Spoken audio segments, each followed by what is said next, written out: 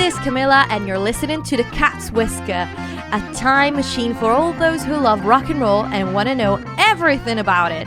People, stories, and the music that changed the world. In a few words, it doesn't matter whether you've lived through those years or, just like me, you've always wondered what it was like. I have loads of stories to tell and great music to play. So, let's roll! Hello my beautiful friends, this is Camilla and today I'm so excited! Because I'm not even gonna, leave a little bit of mystery about the topic. Well, actually, even when I leave a little bit of mystery, you know what I'm gonna talk about because it's literally the name of the episode. But I usually give a little bit of an introduction. But today, I just wanna tell you, today I'll talk about the Everly Brothers. Literally one of my favorite artists of all time. And I'm so excited. Also because tonight, yes, it's going to be tonight by the time you're listening, I'm going to go watch at the Empire Theatre in Liverpool, where, by the way, the Beatles have played the musical about the Everly Brothers' life. Oh my god, I'm so excited. So I thought, well, I need to hype myself up and I need to tell everyone about their crazy and very, very interesting life. Also because many consider them the biggest inspiration of their career. Phil and Don Everly came from a family of coal miners in Kentucky. But as it often happened in the past, after the exhausting days down in the dark, the Everly family would find solace in music. Everyone in the family, even before Phil and Don were born, sung and played together, and they were very good. But the brothers' dad, Ike, became quite famous in the area for his thumb picking and playing styles that had been part of the family's tradition for ages. He married his neighbor and singing partner, Margaret Embry, in 1935, and 2 years later, on the 1st of February, their first son was born, Isaac Donald Everly. During that period, Ike decided to leave the coal mines behind and start a career as a professional musician. That's when the family took the decision to move to Chicago, the vibrant home of the blues. In 1939, the family was blessed with a second child, Philip Everly. And while Ike was pursuing his dream, Don and Phil watched his every move and showed interest and natural skills for both guitar and singing in close harmony. Although they were both left-handed, their dad decided to teach them to play right-handed. Chicago, though, didn't seem like the best place to raise a family for the Everlys, so in the mid-40s, they decided to move to Shenandoah, Iowa. Ike's dream, though, didn't change, and as soon as he moved, he started working on KMA radio, where he would sing in the early hours of the morning, keeping company to the local farmers. And while he began on his own, the whole family soon started to tag along. So Phil and Don would wake up in the middle of the night to sing, still sleepy, on the local radio under the stage names Little Donny and Baby Boy Phil. And then they would rush to school, just like all the other kids. In 1953, the family moved again, both to be closer to their old home of Kentucky, but most of all to be closer to Nashville, the best place for aspiring musicians. The Everlys moved to Knoxville and auditioned for the Cass Walker Farm and Home Hour on WORL, a program that was initially made to promote Cass Walker's grocery store and ended up crowning Walker as one of the best and unconventional talent scouts around. The Everly family was obviously hired immediately, and hear this, a few years later, Dolly Parton would become part of the radio crew as well. And back to the Everly family. Although the original act included the whole family, obviously, it didn't take long before it became more and more apparent that Phil and Don were the true stars. Margaret and Ike decided to leave the group, and to make money to support the kids in the pursuit of their dream, they started working as hairdressers. During this period, Ike had a very interesting pen friend by the name of Chet Atkins. When the two arranged to meet in person for the first time, Atkins was absolutely amazed by the brothers' talent, especially Don's songwriting skills. So much so that he gave Don's "Thou Shalt Not Steal" to singer Kitty Wells, the first female big star of country music. When the family received their first royalties paycheck, no one could believe it. $600! I mean, it would be amazing now. And imagine back then, it would be like receiving $6,700 today. Not bad for your first song, huh? During these exciting years, something more exciting was happening in music. Rock and roll, obviously. And the boys couldn't get enough of it. The style, the clothes, the rebellious soul. Yes, they started with blues and country, but that was their parents' music. Rock and roll was for them. And in 1955, Margaret took the boys in the most exciting place of the moment, Nashville. There, they tried to knock on every door, begged everyone to give them a chance. And then it happened. They got their first recording contract with Columbia. But that wasn't really a victory yet. The contract said they had to record 4 songs, and to record said songs, they've been given the incredible amount of time of 20 minutes. 4 songs in 20 minutes. I mean, of course, it's doable live if you're a very tight act. You can do it in the recording studio, but when you're recording, it's quite nerve-wracking, isn't it? Especially when it's your first record. Needless to say, it didn't go very well. But soon enough, the publisher and managing company, Acuff Rose, received an inquiry from a New York-based label, Cadence. They were looking for a country act. And of course, the Everly Brothers were obviously the right choice. So, with Chet Atkins in the booth, they decided to record a song that had been turned down over 30 times. Written by Bootlow and Felice Bryant, I'm talking about the beautiful Bye Bye Love. By the way, check out the episode Songwriting Couples That Made History. I released it on Valentine's Day because I'm such a romantic. And I talked about a lot of couples that chose songwriting as their career, and Bootlow and Felice Bryant. Honestly, I have a soft spot for them, but their story is amazing. And they have been the very first professional songwriters in history. So go check out that episode and discover more about them. But back to the Everlys. Whilst the brothers didn't write the lyrics, their Bye Bye Love was a musical masterpiece, a witness to show a moment in time when country became rock and roll. The initial lick, completely different from the rest of the song, which was very unusual back then, had a very interesting rhythm pattern, and is the brainchild of Don Everly, who literally came up with it during the recording sessions. A lick that made everyone listening to the radio stop and pay attention to a new chapter of music history, and that still to this day is absolutely unmistakable. The song was an instant hit, and since the record label sent it by mistake to both country radios and pop radios, it climbed the charts in both categories. Bootlow and Felice Bryant would go on to write over 20 songs for the brothers, including the follow-up to Bye Bye Love, Wake Up Little Susie, which might seem like a very innocent song today, but it was quite risque back in the 1950s, so much so that it got banned in Boston. Other amazing tunes they penned for them are, amongst others, All I Have to Do Is Dream, Bird Dog, Devoted to You, Problems, and Let It Be Me, and many, many more.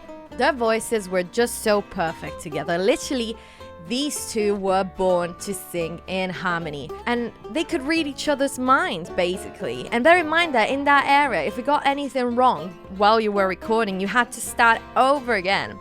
For example, it took them 31 takes to perfect All I Have to Do Is Dream.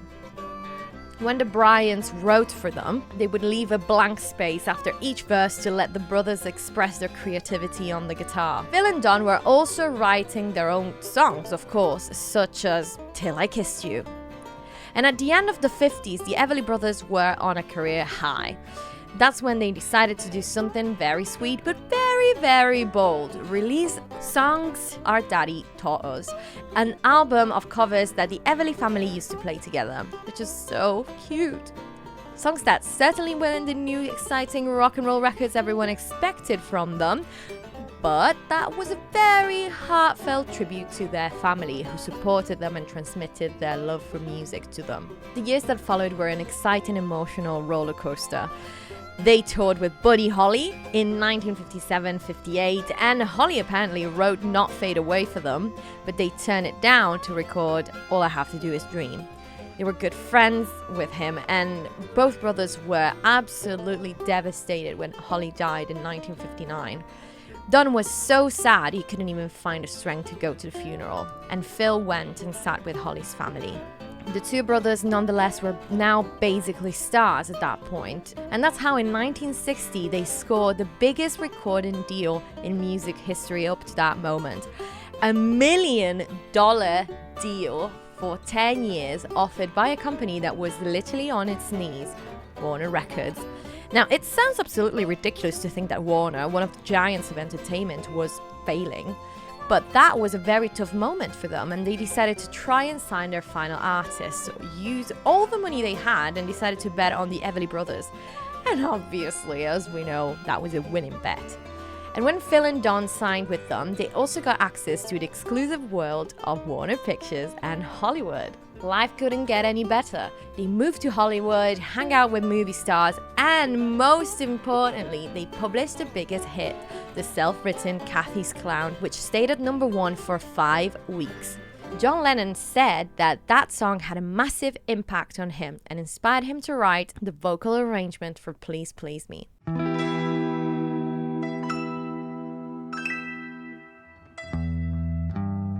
Their publisher and manager, Wesley Rose, who was still down in Nashville, wasn't really happy about the brothers' new deals and made it very hard for them to record new songs using their name or even have access to the Bryans' new material.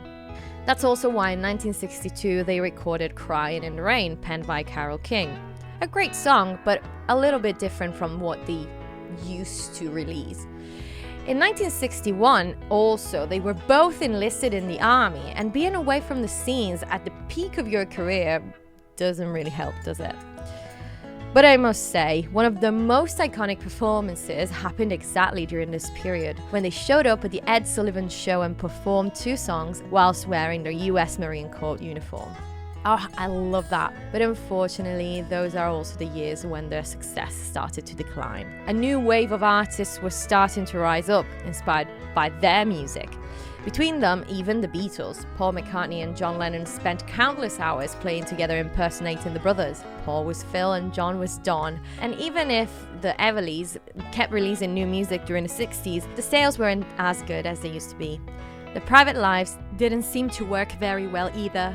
Both brothers got caught up with amphetamine addiction, especially Don, and their marriages weren't doing really well. When they recovered, they continued to record music. They even recorded with the Hollies and published an album called Two Yanks in England in 1966, but decided to go back to their origins in 1968 with an album called Roots, made up of songs they used to sing in their family act and even excerpts of their old radio shows. After being on the road, sharing a microphone for nearly 20 years, though, the fairy tale came to an end. The brothers needed a break. But it happened in a very dramatic way. I mean, I guess that's what happens to people that become famous quite young and together. They have no idea what it feels like to be alone, or even who they are as individuals or artists. And it was 1973 when they planned to perform together for the last time at Knotty Berry Farm. It didn't go well, to say the least. The tension was unbelievable on stage, so much so that Phil smashed his guitar and walked off. Don continued the show, and the following night announced the Everly Brothers died 10 years ago. Now imagine being in the audience, like that would have broken my heart. It still breaks my heart today, and I wasn't even born. Don decided to go back to Nashville, and Phil stayed in California. They both recorded separately during the 70s, which is something that they had already done in the 60s. They had recorded solo works, sometimes under different pseudonyms. And I guess the recordings from the 70s are an interesting listen if you want to hear what they're capable of individually. But still, their releases, although good, were never as successful as their career together. And they both obviously knew it. They just needed to be together again. And that's what happened in 1983. When, after catching up at some mutual friend's house, they decided to start playing together again. Imagine, you spend 10 years without playing together, and it's been, by this time, nearly 20 years that had their last hits, but you still know that the world is just waiting for you to go back on stage. I guess that's what being Liam or Noel Gallagher feels like. Anyway, Phil and Don Everly decided to play together again, and there was no better place for their comeback concert than the Royal Albert Hall. And this was a very special place because that's where they had played with their father before his passing in the mid-70s. And if you can believe this, after the concert, there was obviously an after party, and guess where it was held? At George Harrison's house. Oh my God. Another Beatles connection here for all of you Beatles fans is that from the 80s onwards, Phil and Don went back to recording together, and one of their late successes was On the Wings of a Nightingale, written by Paul McCartney. I mean, it must be so crazy that, well, for Hollies it must have been surreal as well, but imagine that you literally worship artists and then you get to write for them, or you get to record with them, or you even manage to meet them or hold an after party for them, basically. Oh my God, that must have been so cool. Phil and Don Everly toured together until the early noughties, 2004, 2005, when they closed their career in the UK alongside Simon and Garfunkel.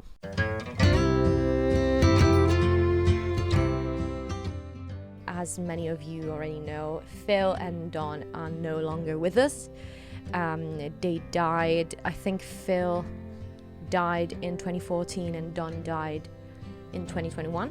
It was very hard on Don, I think, seeing his younger brother die, because you never think that you're going to be alive when your younger brother dies, because it's just unnatural. Although obviously it was only 2 years, the age difference, but he was very, very sad about it, and there are several interviews that are honestly tearjerkers, where he talks about the love he had for his brother. And you know, the thing is, sometimes the press, or probably is even like a marketing move or something, people tend to think that rivalries between brothers go on a lot, even behind the scenes, which is probably true, but we tend to forget that beyond the rivalry, we have two people that literally spent their whole life together. And Phil and Don Everly might have had a lot of issues with each other, and it must have been very, very hard to actually, you know, work with the same person for a very long time, knowing that everybody wants to see you, but you don't feel like continuing. It must have been hard, and I'm very glad that in the later years they actually managed to play together again. I was actually thinking that it's quite amazing that their career, the peak of their career, lasted just a few years, and still today we're still talking about them. And they influenced so many artists, and they still influence artists today, because the fact that they have been famous in the 50s doesn't prevent them from being very influential to this day. And I think it's just amazing that their style, their music is very unique. There's nothing like the Everlys, honestly. They managed to create style that was a mixture of all the things that they experienced during their life, the country, the blues, and the family traditions of singing and playing together. And I think that you can really hear it. But it's always very hard when you talk about someone that you admire so much. You always feel like you're not explaining yourself quite well, or that maybe you're missing a lot of important information because they are so good and influential and unique that it's just impossible to sum them up. But I tried to do my best. I really hope you enjoyed this episode, and I recommend listening to their music if you are an aspiring singer, or if you love singing. Try to listen to their music, and if you want to try and figure out harmonies, I think the Everly Brothers are the best artists to do that with, because they're very clear. The harmonies are very clear. There's not a lot of reverb on their tracks, like there is on the Beatles tracks. Sometimes it's very hard to actually figure out, especially in the early recordings of the Beatles, who is doing what. And the Hollies are a very good band as well, but the Everly Brothers have been, you know, I struggle with harmonies because I always end up singing the main voice. And the Everly Brothers have been my teachers, honestly, my, absolute professors of harmonies, and try to give it a go. Try to do both parts. They're the best teachers ever. Well, thank you very much for listening to this episode. I really hope you will listen to a lot of Everly Brothers music today. You'll be inspired by it. I know I am already buzzing for the show tonight, so I can't wait to watch it. I might actually publish some stories or publish something about it, because I know I'm going to be obsessed with it on my Instagram. If you want to follow me there, I am the Cat's Whisker Podcast, and you can also follow me on TikTok at the Cat's Whisker. And I also release my podcast on YouTube in case you're listening from there. Hey, but you can also subscribe to my channel, which is the Cat's Whisker Podcast. And it would be amazing if you could support me there as well. So thank you again for listening. I'll see you next time. Ciao!